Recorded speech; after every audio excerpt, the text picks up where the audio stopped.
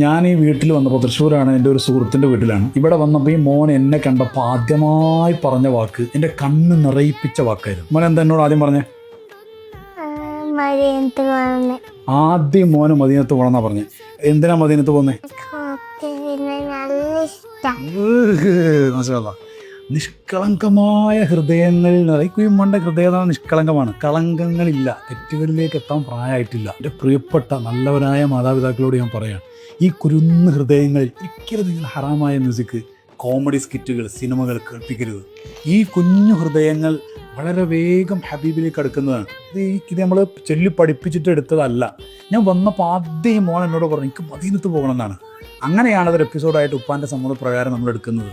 അപ്പോൾ കുഞ്ഞു ഹൃദയങ്ങൾ വേഗം മദീന സ്വീകരിക്കും, മദീനയെ സ്വീകരിക്കുന്നതാണ്.